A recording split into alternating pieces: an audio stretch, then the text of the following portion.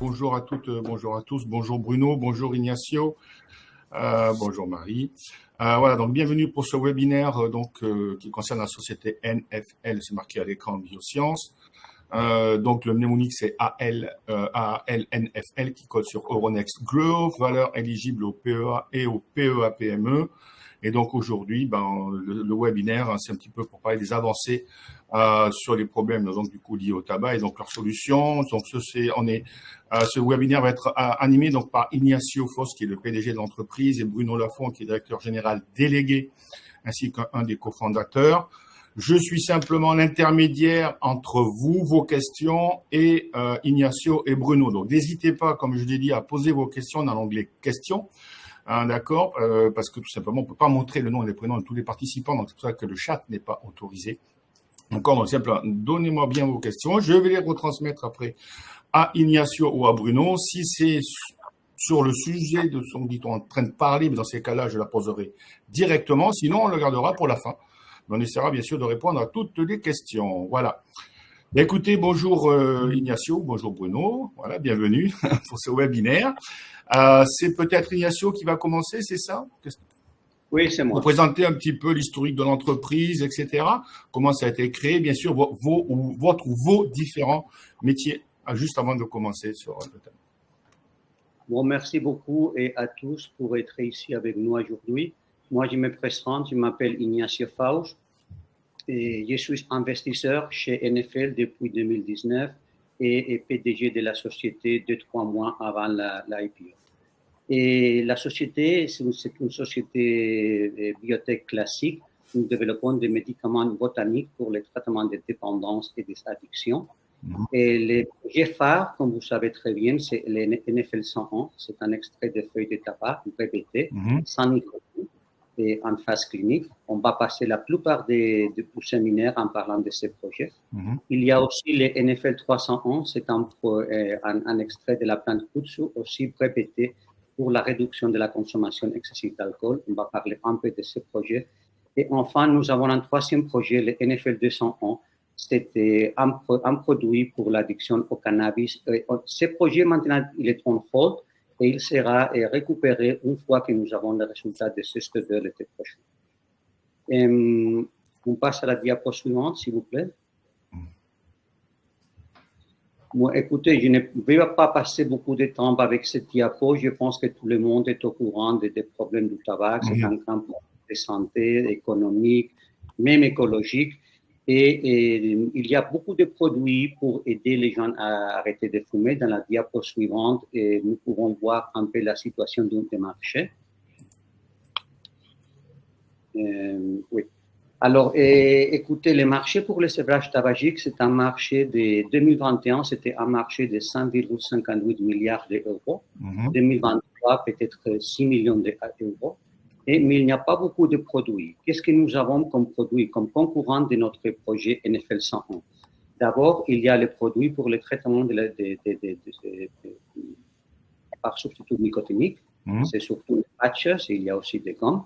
C'est des produits avec une efficacité très, très limitée, 16% à 3 mois, avec une posologie assez compliquée. Il faut donner un patch par jour pendant 12 semaines. Et le résultat de ça, c'est que l'adhésion elle est très faible, 1%.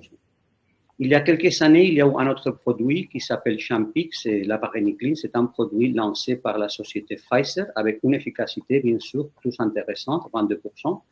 Une posologie aussi très compliquée, 12 semaines, et 2 comprimés par jour, et surtout des effets secondaires graves, nausées, mauvais rêves, insomnie et des autres.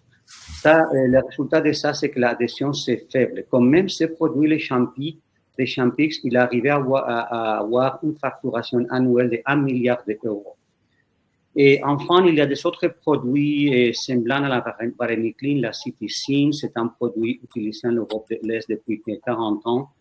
Et une version modifiée, la Citizen est en train d'être développée par une société qui s'appelle Achieve Life Science aux États-Unis, mais aussi des posologies assez compliquées.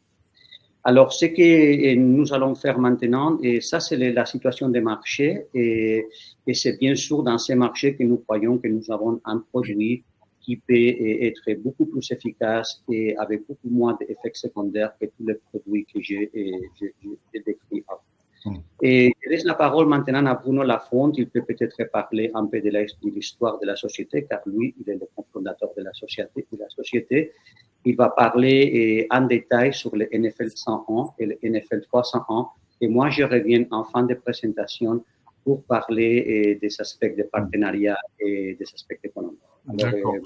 Alors, il y a déjà 2 petites questions, mais je les poserai un tout petit peu après. C'est notamment pour Yannick et Bernard, d'accord? Donc, on en parlera juste après le webinaire ou si jamais on en parle, enfin, il y a Bruno ou Ignacio, on en parle tout à l'heure, d'accord? Mais c'est bien noté. Okay. Très bien, merci Ignacio pour l'introduction. Donc, je vais parler maintenant des programmes scientifiques et de développement des produits. Donc, en commençant par le NFL 101, qui est le produit dédié donc au sevrage tabagique. Oui. C'est un extrait protéique de feuilles de tabac duquel on a dépourvu de nicotine, on a retiré la nicotine dans le process de fabrication. À l'origine, c'était un extrait allergénique de feuilles de tabac qui avait été développé par l'Institut Pasteur dans les années 80 pour désensibiliser les personnes qui travaillaient dans les manufactures de tabac et qui finissaient par développer des allergies cutanées à force de manipuler les feuilles. Il a ensuite été transféré au sein du laboratoire Stalergen, qui est le leader mondial en allergologie, et qui a commercialisé ce produit jusqu'en 2004. Alors, ils ont arrêté la commercialisation suite à l'arrêt, en fait, à la fermeture des manufactures de tabac. Plus d'utilisateurs. Entre-temps, il a été utilisé par un médecin dans le sud de la France pour aider les gens à arrêter de fumer. Il a traité ainsi plus de 10 000 fumeurs.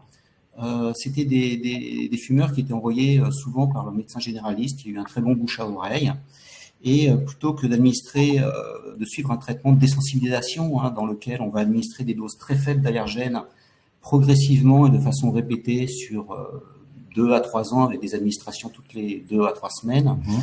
Lui, il a injecté des doses massives d'allergènes 1 à 2 fois, une fois au moment de la date d'arrêt et puis une fois optionnellement 1 semaine après. Pas d'effet secondaire et une efficacité rapportée assez exceptionnelle qui a motivé en fait la création de la société NFL Biosciences qui a eu pour objectif dès le départ de convertir cette spécialité pharmaceutique en un médicament dûment approuvé sur l'indication du sevrage tabagique. Donc, on a commencé par acquérir le savoir-faire de fabrication auprès de Stalergen, puis standardiser la fabrication, puisqu'on est sur des extraits botaniques. Et ensuite, on a réalisé toute une batterie de tests précliniques réglementaires qui ont confirmé la sécurité d'utilisation du produit. Et une phase 1 qu'on a conduite avec l'Institut régional du cancer de Montpellier, dans lequel on a aussi confirmé l'innocuité et puis mis en évidence un effet, c'était une mise en évidence assez descriptive, un effet de réduction de la satisfaction procurée par les cigarettes et de réduction de l'envie de fumer. Alors ensuite, on a développé on a poursuivi ce programme clinique avec une première étude contre placebo qui s'appelle Precesto, dont on a livré les résultats il y a quelques jours. C'était une étude de phase 2A exploratoire contre placebo. Alors quand on parle d'études exploratoires, la différence d'études dites confirmatoires, c'est qu'on cherche à observer un effet, mais on a une certaine latitude par rapport à ce qu'on peut observer. On ne sait pas très bien, très précisément ce qu'on va sortir de l'étude. Donc, ce sont des études plus early stage. Donc, l'objectif de cette étude, c'est la diapositive suivante, c'était tout d'abord de démontrer que le NFL 101 réduit la satisfaction procurée par les cigarettes. Parce que cela induirait potentiellement 2 choses. Tout d'abord, une complémentarité potentielle avec les substituts nicotiniques, car les substituts nicotiniques réduisent le manque dû à l'absence de nicotine. Donc, si on joue aussi sur la satisfaction, on joue sur les 2 tableaux et on pourrait potentiellement avoir un produit plus efficace. C'est le deuxième point, qu'il soit administré seul ou en association. Et la démonstration en est faite par Champix. En fait, Champix, c'est le produit, la varenicline, Ignacio l'a présenté tout à l'heure, qui est le plus efficace sur le marché actuellement, plus que les patchs, alors qu'il réduirait le manque de nicotine moins que les patchs. Mais en fait, il compense par une réduction de la satisfaction et notamment avant la date d'arrêt. En fait, quand vous faites une cure de Champix, vous commencez une dizaine de jours avant votre tentative d'arrêt. Et c'est cette diminution de la satisfaction procurée par les cigarettes avant cette tentative d'arrêt qui expliquerait l'efficacité supérieure de Champix. Donc ça, c'est vraiment le premier objectif de l'étude, c'est de démontrer une efficacité sur la satisfaction procurée par les cigarettes.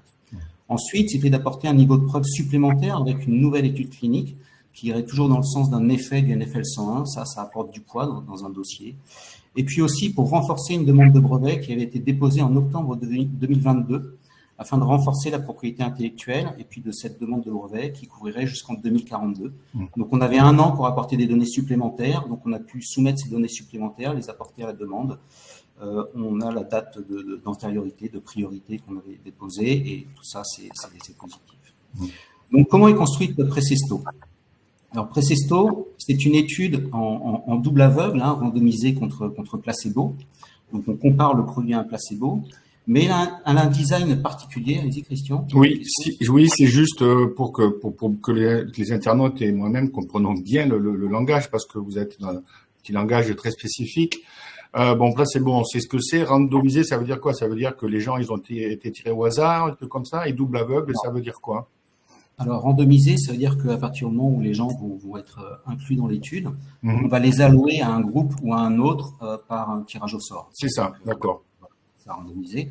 Et double aveugle, c'est-à-dire que, en fait, ni les sujets traités, ni les praticiens ne savent à qui administrer le produit ou le placebo.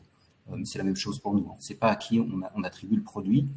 Et alors, la grosse particularité de cette étude, c'est qu'elle est faite en crossover. Donc là, il faut peut-être s'attarder un petit peu sur le design en crossover. D'habitude, les designs sont, d'habitude non, mais plus souvent, oui, les designs sont en bras parallèles. C'est-à-dire que vous avez un groupe, différents bras dans l'étude. Vous avez un bras placebo où les sujets ne reçoivent que le placebo. D'accord. Et un bras produit actif où les sujets ne vont recevoir que le produit actif. Et puis, vous comparez 2 bras ensemble. Ce qui se passe quand vous faites ça, c'est que vous avez une hétérogénéité assez importante entre les individus de chaque groupe. Et afin de donner de réduire le nombre de sujets nécessaires, vous pouvez utiliser un autre design d'étude qui est celui du crossover, dans lequel chaque sujet va être son propre contrôle. Donc, vous réduisez en fait l'inter-individualité au niveau des sujets, de variabilité. Et pour cela, donc là, nous, on a un design en crossover qui est assez simple, 2 périodes et 2 traitements. Donc, les 2 traitements, c'est le NFL 101 et le placebo. Les 2 périodes, vous avez une première période au début de laquelle les sujets vont recevoir soit le NFL 101, soit le placebo. D'accord. Bien entendu, ils ne savent pas ce qu'ils reçoivent. Et puis après, donc là, c'était 28 jours, une petite période entre les deux, une petite durée entre les 2 périodes. Et après, début de la seconde période, où ils reçoivent le produit qu'ils n'ont pas reçu la première fois, toujours en aveugle. Okay. Et là, après, on peut analyser les données. Et l'intérêt, c'est de pouvoir en fait consolider les données comme si elles avaient été obtenues sur une période unique. Et ça permet d'avoir beaucoup plus de puissance pour le même nombre de sujets. D'accord. Alors juste pour répondre à Michel, c'est à peu près combien de temps entre les 2 périodes? Entre les 2 périodes, environ 7 jours. Là, j'ai indiqué sur le graphe, sur la présentation, qu'il y avait 35 jours entre la première injection du produit, l'injection d'un des 2 produits et l'injection du second produit. C'est la période qu'on a. Donc, en fait, dans le jargon scientifique, on appelle ça la période de washout. C'est-à-dire que l'idée, c'est qu'en fait, il y a une dissipation d'effets entre les 2.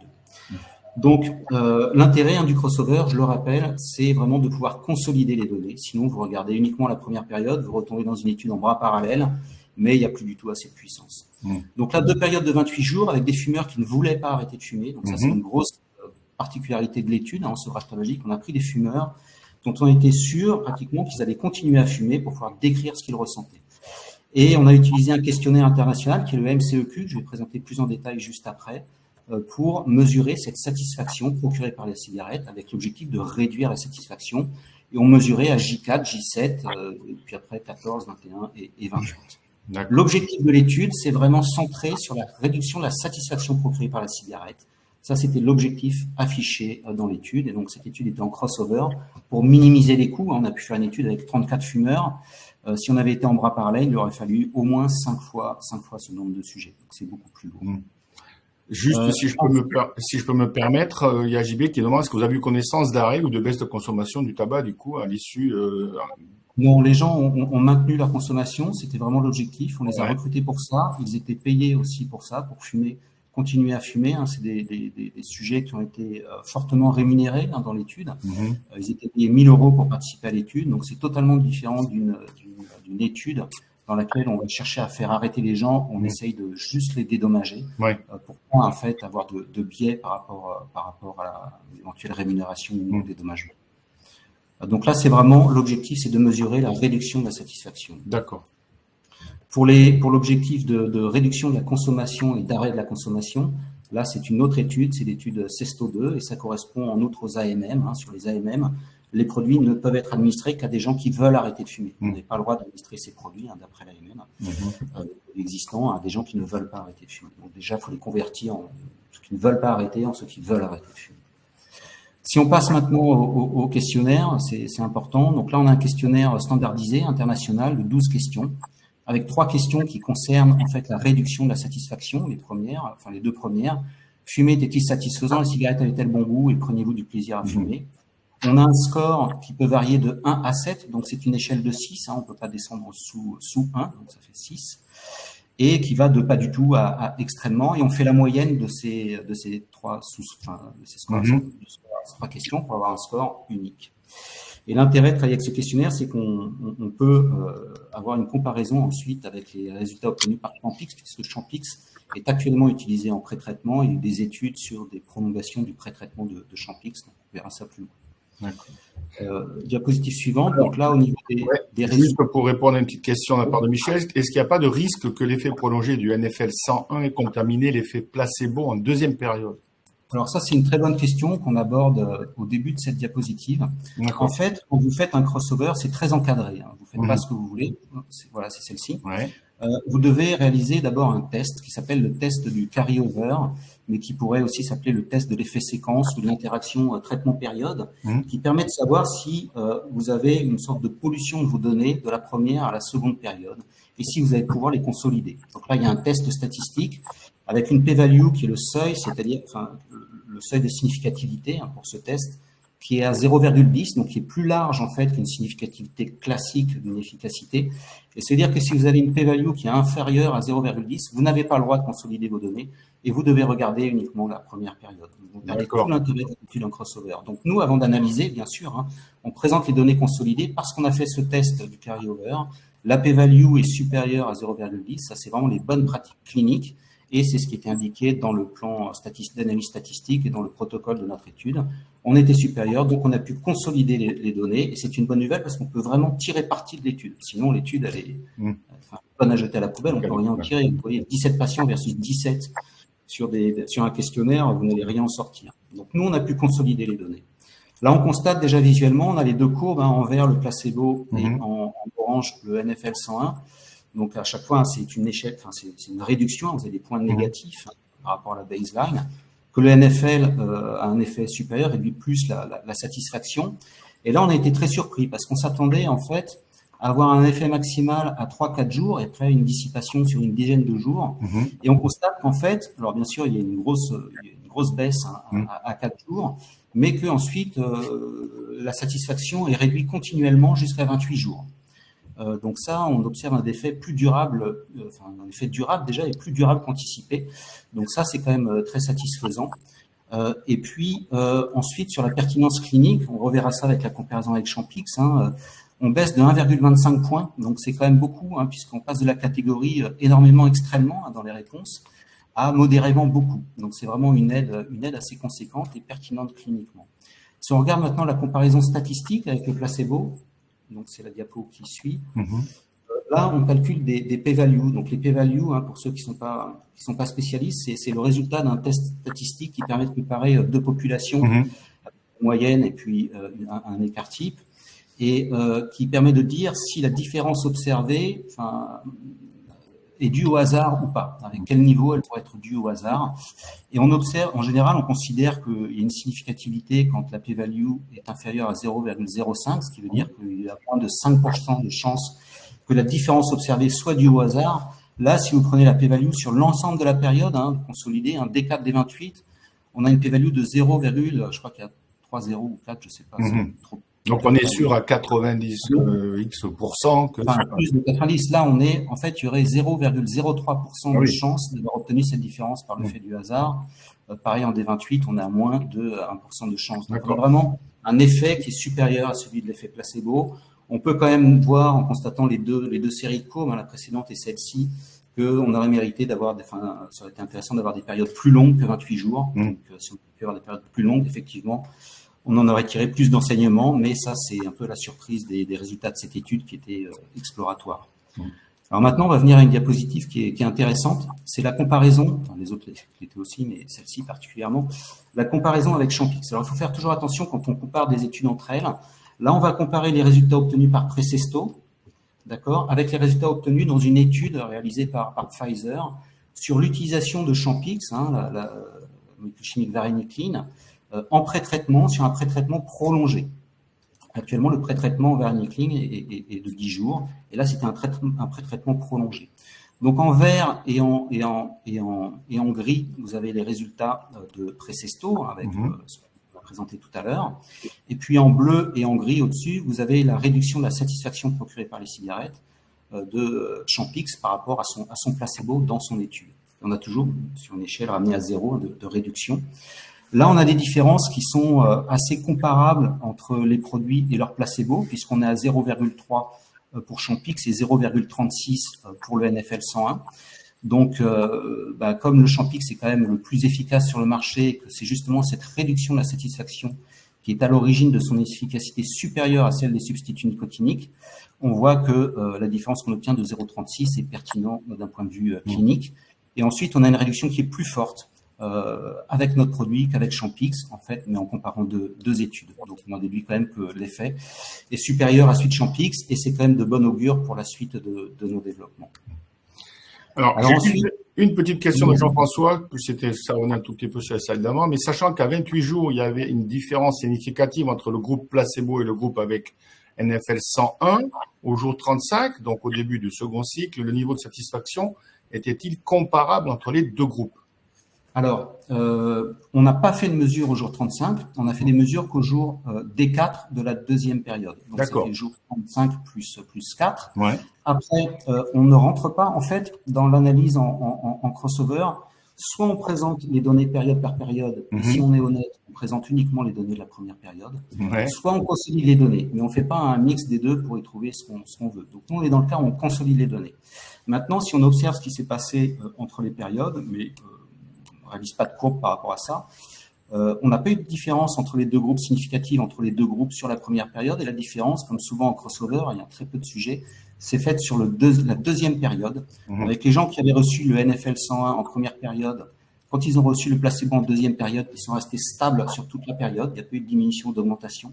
Et ceux qui avaient reçu le placebo en première période ont diminué en deuxième période quand ils ont reçu le NFL 101. Donc, toutes les différences significatives qu'on peut voir sont dues à cette dissociation au niveau de la deuxième période. Mais après, on consolide les données, et c'est vraiment la règle dans ces études. D'accord.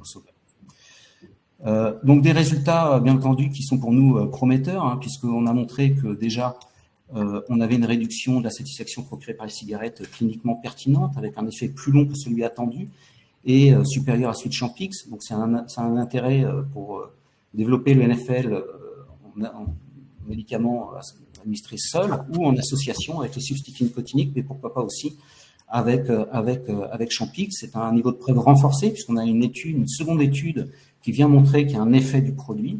Et puis, on peut renforcer notre demande de brevet. Ça, c'est loin d'être anecdotique. On va gagner, je crois, 8 ans par rapport à la demande précédente. Donc, ça change vraiment énormément la protection du produit. Et c'est une première démonstration d'efficacité contre un placebo. Donc, c'est quand même très positif. Si on regarde maintenant le programme de CESTO2, donc CESTO2, c'est une étude, cette fois dite confirmatoire, de phase 2B. On va chercher à confirmer l'efficacité du NFL 101 contre placebo. Donc, si on prend le design, donc ça, c'est une étude en cours. On a fini le recrutement en mai 2023. C'est une étude, il y a 318 sujets qui ont été inclus. 3 bras, 2 bras dose 1, dose 2 et un bras placebo. Toujours pareil, on est en double aveugle, randomisé, comme on a vu précédemment, mais cette fois en bras parallèle. C'est pas du crossover, en bras parallèle. Et on a un suivi des patients jusqu'à 12 mois. Alors, on mesure beaucoup de critères, mais le critère principal et les critères secondaires sont liés à l'abstinence continue. C'est ce qui fait foi en tabacologie. C'est toujours du déclaratif confirmé par un biomarqueur. Là, on a pour le critère principal 4 semaines d'abstinence continue qu'on prend assez tôt, de la 3e semaine à la 6e semaine. Et puis après, on va jusqu'à 3 mois, 6 mois, 9 mois, 12 mois. On a les abstinences continues fin d'études aussi. Et puis, on peut avoir des administrations supplémentaires. On a 2 administrations au début pour aider les gens à arrêter de fumer, et ceux qui rechutent ou qui n'ont pas réussi à arrêter peuvent avoir des administrations supplémentaires au mois 3 et au mois 6. Il y a 9 centres cliniques qui ont recruté des patients et qui les gèrent. L'efficacité des produits actuels, parce qu'on fera une comparaison aussi, bien entendu, avec les efficacités actuelles, Sur 4 semaines, on est à 23% pour les patchs, 33 pour Champix et 12 pour le placebo. C'est à peu près ce qu'on a dans les études actuelles. D'accord. Juste une petite question, excusez-moi, juste une petite question un peu générale. Est-ce qu'il y a un suivi des patients après les 2 périodes? Les 2 périodes dans la première étude, Precesto? Oui. Pour Precesto, non, après, une fois l'étude est terminée, il n'y a pas de suivi. Là, pour Cesto 2, il n'y a pas de période. Hein. C'est juste une étude, c'est en bras parallèle. On n'est pas en crossover. Hein. Donc là, on suit les patients jusqu'à 12 mois. OK. Mais après 12 mois, non, ils sont plus suivis. Donc, diapositive suivante. Alors, à un moment, on a envisagé de faire une levée d'aveugle pour une analyse des résultats à 6 mois, donc pour disposer des résultats de l'abstinence à 4 semaines, 3 mois et 6 mois. Mais en fait, l'effet plus long qu'attendu observé dans Precesto nous encourage à garder l'aveugle après 6 mois. Et puis, ça permet en fait d'analyser en aveugle, ce qui a vraiment de la valeur par rapport aux agences réglementaires, aux partenaires pharmaceutiques qu'on pourrait avoir par la suite, sur un certain nombre de critères, ceux qui sont collectés à 9 mois, 1 an, et puis tous les critères fin d'étude. En outre, cette étude Cesto 2, ça représente la majeure partie des fonds qu'on a levés lors de l'IPO, puis ensuite lors de l'augmentation de capital, plus de 8 millions d'euros. Donc, on a décidé de maintenir l'aveugle pendant toute la durée de l'étude afin de l'exploiter au maximum et de tirer le meilleur profit que l'on peut de cette étude. Donc, ça nous amène un calendrier prévisionnel qui est le suivant. Donc, le dernier recrutement a été fait donc en mai 2023, ce qui veut dire que la dernière visite du dernier sujet inclus se déroulera en mai 2024. Une fin d'audit des centres et des données collectées en juin 2024 pour une levée de l'aveugle et un transfert vers l'analyse statistique, la société qui va analyser les résultats à mi-juillet 2024 et une communication fin juillet 2024. Je tiens vraiment à rappeler que nous sommes au même titre que les sujets, les centres ou la CRO Refins Optimed qui pilote l'étude. D'un point de vue opérationnel, nous sommes en aveugle, donc nous n'avons aucune idée de quel patient est attribué à quel bras ou qui reçoit quoi. Cette étude a été faite dans le respect du budget et des délais. Alors, bien sûr, il y a ce décalage en termes de communication, mais il n'y a pas eu d'impact sur le budget et les délais. D'accord. Ensuite, oui, excuse-moi, je pense que ça va venir par la suite, mais tout à l'heure, vous avez donné un tout petit peu l'eau à la bouche. Est-ce que vous avez déjà contacté peut-être des industriels pharmaceutiques pour éventuellement fabriquer le NFT? Oui, alors là, Ignacio abordera cet aspect des partenariats un peu plus loin. OK. Et sinon, quelles agences demandent plus de 6 mois d'études pour une autorisation de mise sur le marché? En fait, la FDA est très claire sur sa demande par rapport aux abstinences continues. Donc là, on a une abstinence de 4 semaines. Mais après, il faut quand même des données qui vont plus loin que 4 semaines, au moins jusqu'à 6 mois. L'Agence européenne du médicament est moins claire, mais tout le monde va vouloir avoir des résultats à 12 mois. Et c'est vrai que c'est dommage de les galvauder, je dirais, en levant l'aveugle un petit peu plus tôt. Voilà, surtout compte tenu de ce qu'on a observé jusqu'à présent sur Precesto notamment. Si on prend la suite, parce que je vois que le temps file. Il y a pas mal de questions qui arrivent. Là, on a une étude avec le CEA qui est en cours. Il vise à mieux comprendre le mécanisme d'action. En fait, on est sur un médicament botanique et bien souvent, les médicaments botaniques sont développés à partir d'observations d'efficacité en vie réelle, et puis après on essaye de comprendre le mécanisme d'action.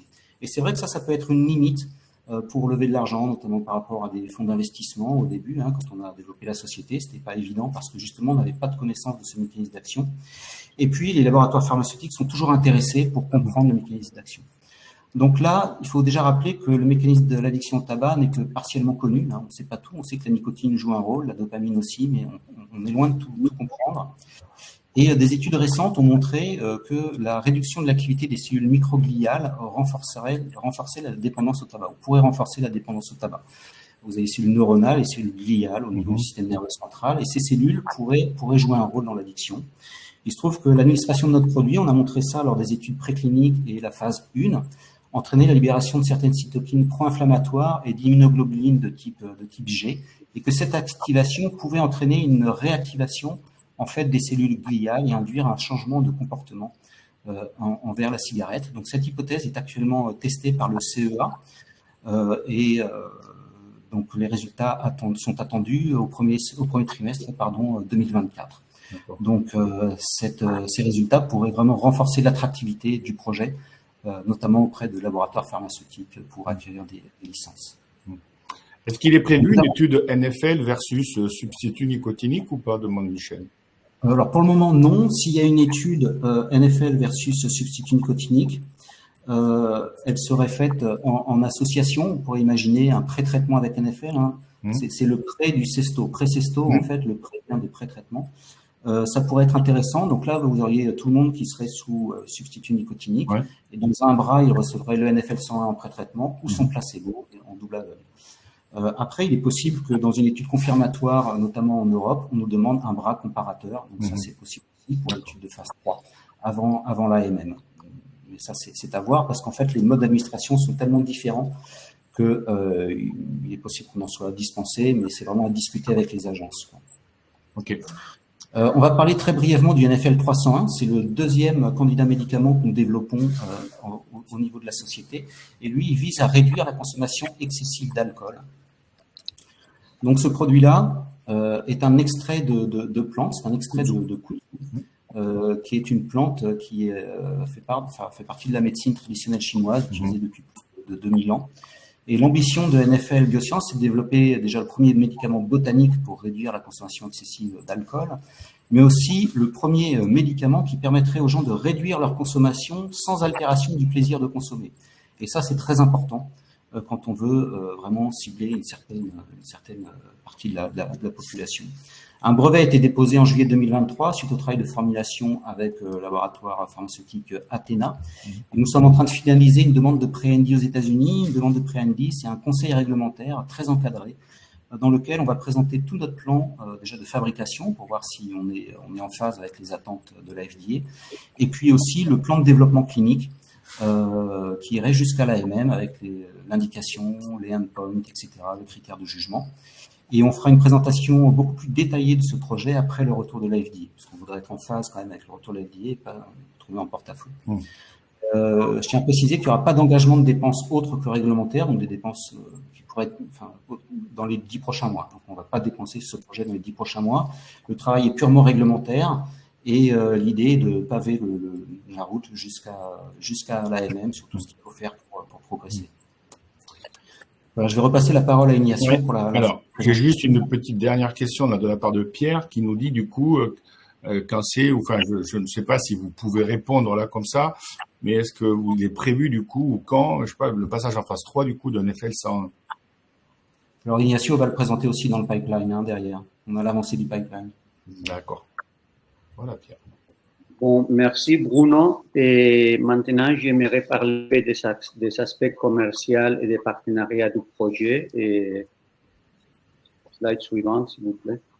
Avant de parler des partenariats, nous avons fait notre hypothèse du point de vue du potentiel commercial du produit. Nous prévoyons des peak year sales, c'est-à-dire pas les premières années après le lancement, mais après 5 ans, de 1,8 milliard d'euros. Je vous rappelle que les Champix, il arrivait à facturer 1 milliard d'euros. Et au moment du lancement des Champix, les analystes prévoyaient une facturation de 2 milliards d'euros. Et à cause des effets secondaires, ça restait 1 milliard, c'est quand même pas mal.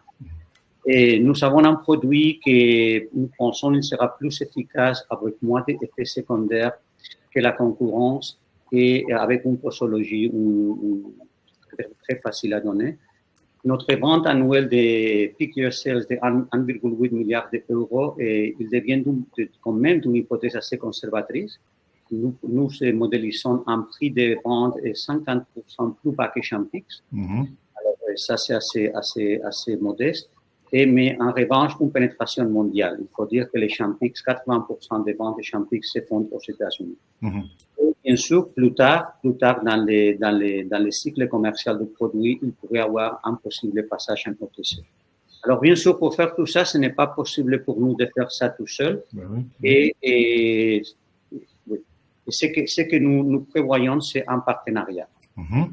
C'est-à-dire, on va finir ce stade 2 et même peut-être avant, peut-être après, faire un partenariat avec une société qui peut faire la suite. Et d'abord, je vais insister sur le fait que nous avons une propriété intellectuelle très solide, 3 familles de brevets, protection très longue, et ça c'est fondamental parce que sans ça, il n'y a pas de partenariat.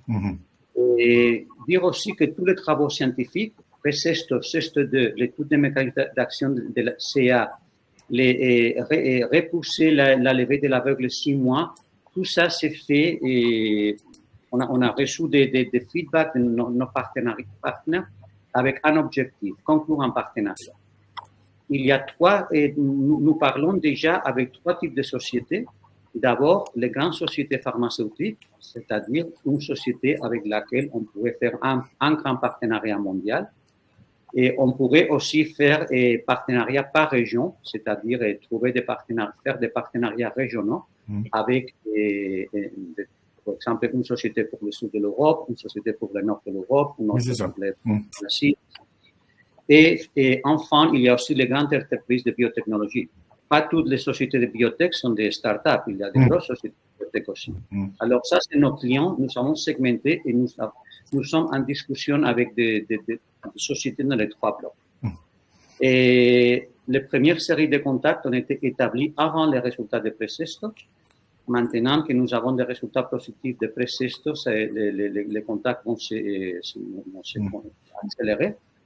Et vous savez aussi que nous avons eu un petit partenariat avec une société en Inde qui s'appelle Themis.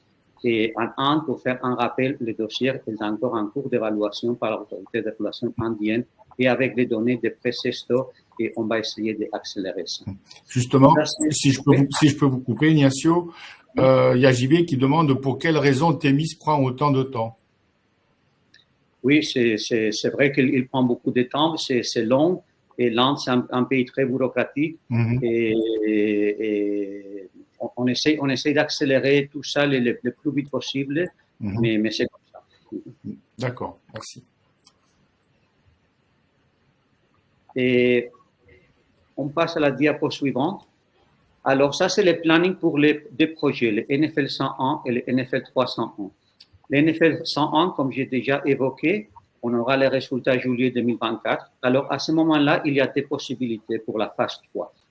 Une possibilité, c'est d'essayer chez nous de continuer les travaux nous-mêmes. Ça, c'est un défi majeur pour une société comme NFL. Nous sommes une petite équipe de 4 personnes. Il faudrait monter en puissance cette équipe. Et en plus, il faudrait faire une levée d'argent assez importante. 10 millions, 15 millions d'euros, ça serait très dilutif pour nos actionnaires.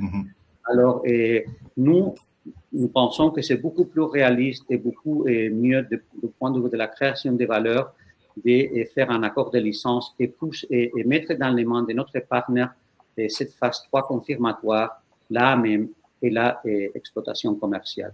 Et on a parlé avant, je pense un peu sur la fabrication. Et je dois dire que nous avons déjà un partenaire pour la fabrication, c'est la société d'Ibrahim. S'ils vont continuer comme partenaire pour la fabrication à l'échelle commerciale ou non, en vérité, ça sera une décision de notre partenaire futur. Et le NFL 301, c'est un développement plan classique que vous savez ici. Et comme Bruno a très bien dit, ce que nous allons faire maintenant, nous sommes en train de faire un pre-IND meeting avec la FDA.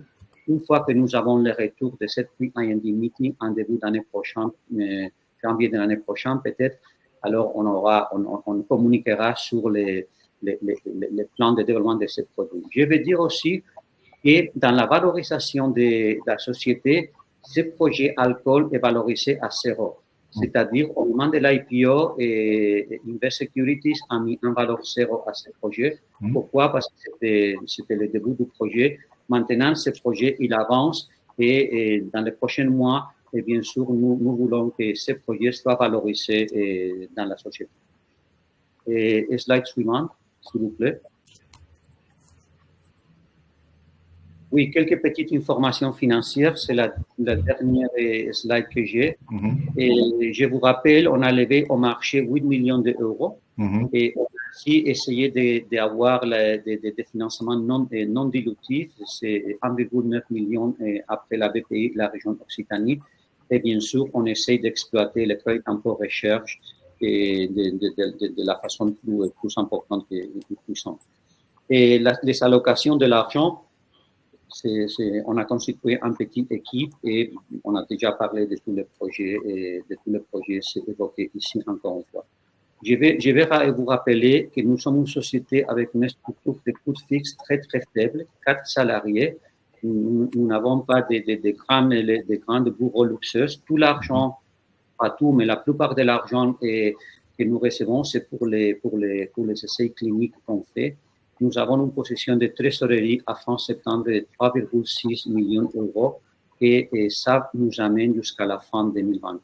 Alors, avec cet argent, on peut arriver jusqu'à la fin 2024. Et alors, écoutez, merci beaucoup. C'est la fin de la présentation, mais bien sûr, nous sommes prêts à répondre les questions. Il y a encore une petite question. Est-ce que vous ne craignez pas le lobbying des producteurs de tabac? Non, bon, non, et nous, notre objectif à court terme, c'est d'arriver à CEST 2. Et après, nous allons avoir nous prévoyons d'être dans les mains des gros acteurs mondiaux qui peuvent, même les sociétés, même nous avons eu des contacts aussi avec des sociétés tabac. Parce que c'est des sociétés qui sont en train maintenant de refaire leur business model. Non, on n'a pas de peur à ça. Ok. Si j'ai eu une question au tout début, donc je vous la pose maintenant. C'est vrai, par rapport au cours de bourse, l'introduction, je crois que c'était à 3,80 €, c'est ça, au mois de juillet 2021. Oui. Là, on est à peu près à 50. Qu'est-ce que vous pouvez expliquer un petit peu ou... Bon, il y a eu beaucoup de volatilité. On est sorti à 3,80 €, c'est vrai. Et après, on est descendu, les premières années, on est descendu jusqu'à 0,6, je pense. On a remonté jusqu'à 3, 4, 3, 5. Beaucoup de liquidités, et pas beaucoup de liquidités les premières années, beaucoup de liquidités après. Et écoutez, nous avons perdu, c'est vrai, 50% de la valeur, mais même peut-être un peu plus. Mais en vérité, en comparaison avec la plupart des sociétés cotées à Euronext Growth, et biotech, nous sommes dans un état même un peu mieux.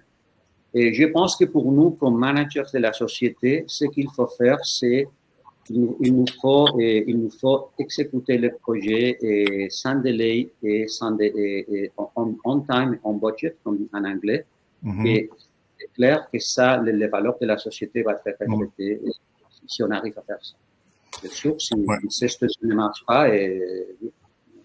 Alors, justement, moi, il y a Raphaël qui pose une question, mais vous avez déjà répondu. C'est juste pour confirmation. Après 2024, quel mode de financement prévoyez-vous? Vous avez parlé plutôt de partenariat, c'est ça? Après 2024, on va faire un partenariat avec une société pharma. Il y aura un down payment important, je ne sais pas de quelle quantité, mais il y aura un down payment important. Et on va essayer de se financer avec ces down payments pour financer la suite du projet alcool et démarrer le projet cannabis. Alors, en principe, on essaye de créer de la valeur pour nos actionnaires, et nous sommes des actionnaires aussi. Et c'est de créer de la valeur pour tous, pour nous et pour les petits porteurs aussi.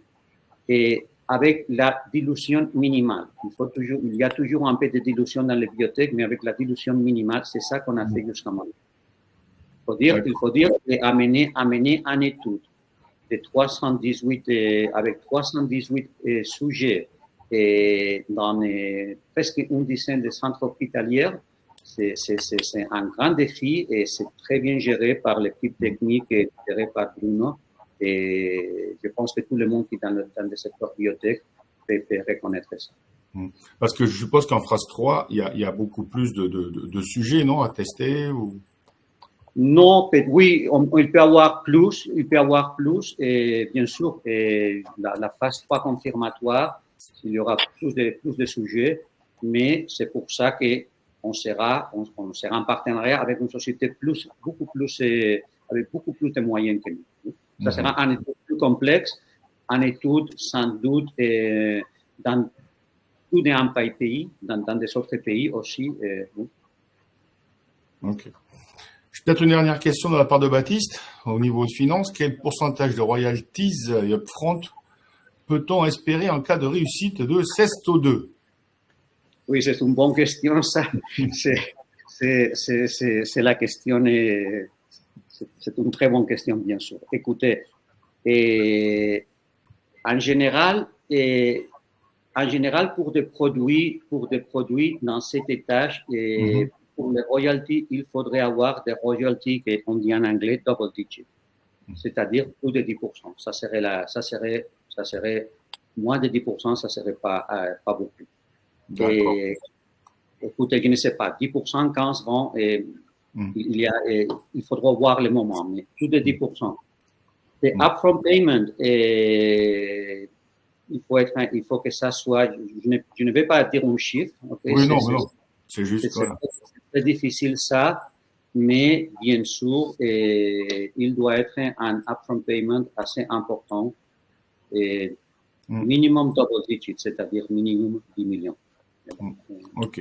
Alors, juste encore peut-être Au-delà de ça, je ne vais pas maintenant dire un chiffre exact. Non, mais on comprend totalement. Par contre, il y a une petite remarque. Lors de l'introduction en bourse, vous aviez prévu un partenariat en Europe et aux États-Unis, apparemment, ce que me dit Michel, un peu plus tard. Et là, apparemment, c'est l'inverse. Est-ce que vous avez changé d'avis ou comment ça?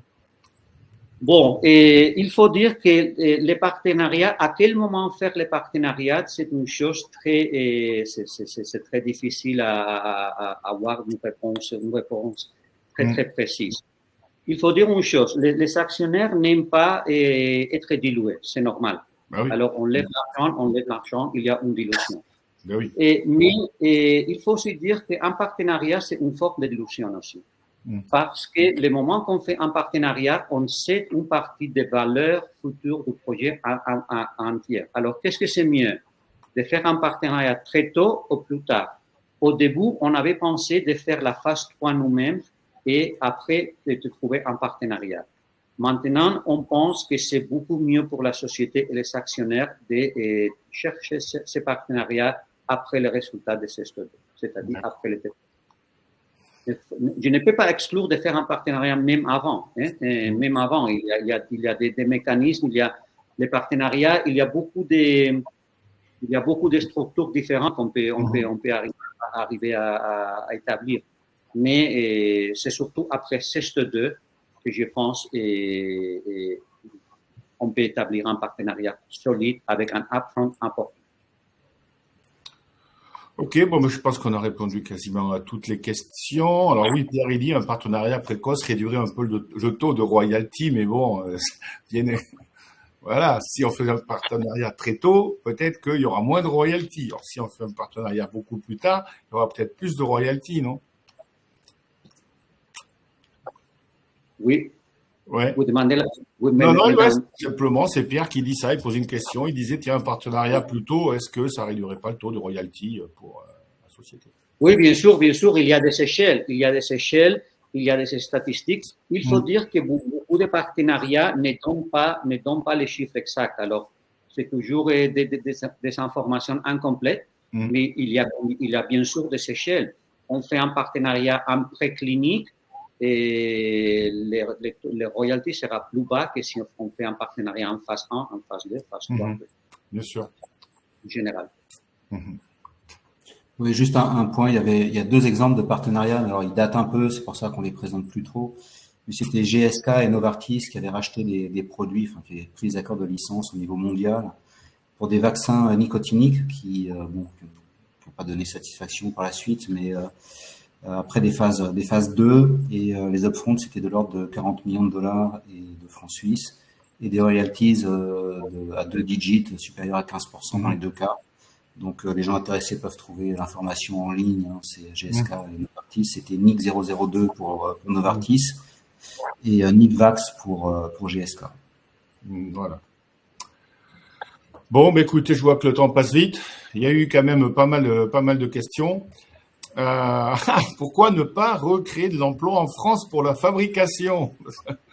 La fabrication et en France, la fabrication, On a deux partenaires pour la fabrication. Le premier, donc, sur le tabac, pardon, c'est la société Diderchim qui est à côté de Roissy, Charles de Gaulle, et qui fabrique en fait toute l'API, c'est-à-dire la matière première, l'extrait de protéines, qu'après on va répartir chez d'autres partenaires. D'accord. Donc là, eux sont en France, et puis le laboratoire Athéna Pharmaceutique aussi en France, ils sont à côté de Valenciennes. Voilà. Bon, Eric, vous voyez, on produit en France. Voilà. Bon, est-ce qu'il y a d'autres questions? Ah, ben là, tout le monde est ouf. Est-ce que vous seriez éventuellement ouvert à une OPA? Demande Baptiste. Vous avez le droit de pas répondre. Oui, alors écoutez, et c'est vrai que pour beaucoup de sociétés biotech, les exits pour les actionnaires, c'était une cession de la société. Oui, bien sûr. Ouais, alors, nous, on va discuter et on discute avec des partenaires pour faire un accord de licence. Mais s'il y a une proposition de OPA, si le prix est correct, oui, pourquoi pas. Oui. Tout un prix, hein, bien sûr. Ça va dépendre du prix, oui. Nous sommes actionnaires de la société.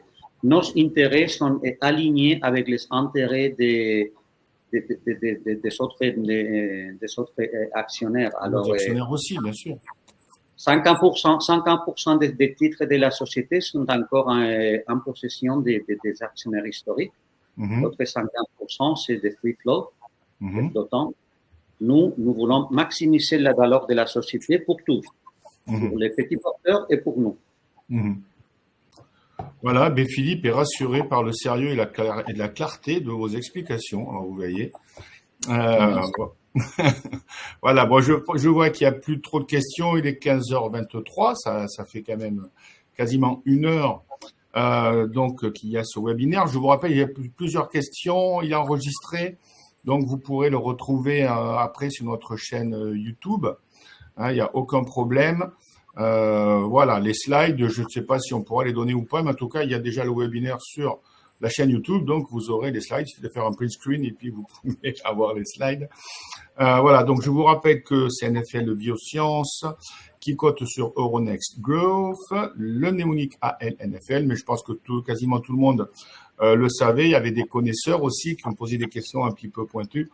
Valeur éligible PEA, PEA, PME. Ben écoutez, je vous dis merci Ignacio, merci Bruno. Et puis, attends, il y a quelqu'un qui avait une question, mais je ne sais plus trop où elle est. Alors, il y a eu 1 ou 2 questions sur le capital. Quelqu'un qui, je ne sais pas, là, je ne la retrouve pas. Bon, enfin bref. Je vais mettre terme donc au webinaire, tout simplement. Je vous souhaite une excellente après-midi. Merci Christian et merci à tous. Puis voilà, ben, vous auriez dû arriver un tout petit peu plus tôt parce que moi j'ai mis très longtemps à arrêter de fumer et je fumais beaucoup personnellement, mais bon, j'ai quand même réussi d'une autre façon, hein, avec la volonté, mais bon voilà. D'accord. Allez, je vous souhaite une excellente après-midi et puis peut-être une prochaine fois. Merci. Au revoir. Et au revoir. Au revoir. Au revoir.